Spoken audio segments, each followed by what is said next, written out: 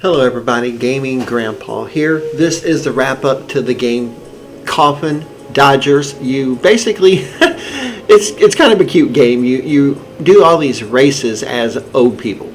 Now you have to play through, there's 5 different sections and 3 races each, except the last section has just 1.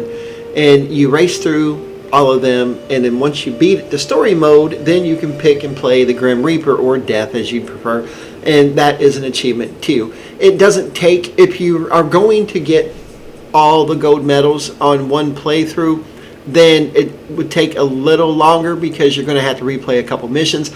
Now it's the best out of 3. What that means is there's 3 races. If you get gold on the first one, silver on the second one, and get 4th on the third one, it's still possible you can get 1st place and move on and advance to the next tournament or the next group of races. But what I did is I played the game. I got gold on the first 2 areas, the town and the village. And then the farm, I didn't get gold on all 3 of the missions, but that's okay, or all 3 of the races.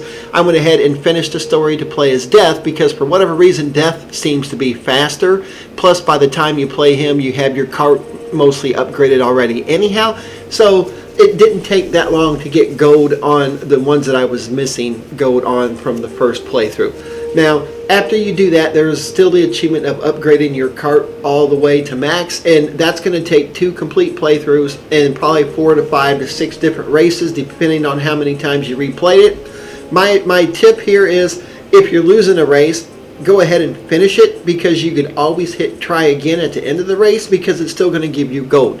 Gold is what you need to upgrade your cart. There's a lot of different upgrades and they cost anywhere from 75 to 550 gold, and that's usually a couple of races at gold or 1st place to get so you can upgrade everything.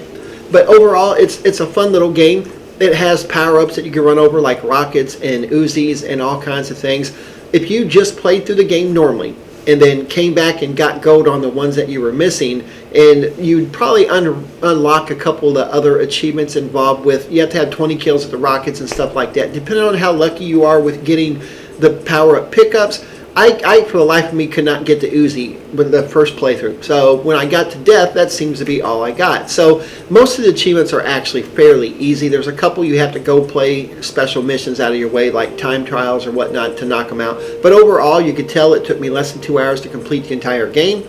So obviously it's not that difficult to do, and once again it fits with my series and the channel of completing 100% games on this channel only, so it works out for me, and I recommended a playthrough. I think I bought it on sale, as most of my games. I hardly ever pay full price for any of these games because they usually eventually have them all on sale anyway, so that's the chance to pick it up. But it's a cute little game, and there's no replay value once you get it done, but other than that, it's worth the money to get your 1,000 points and 100%. But anyhow, that takes care of this wrap up, so I will talk to you all later and see you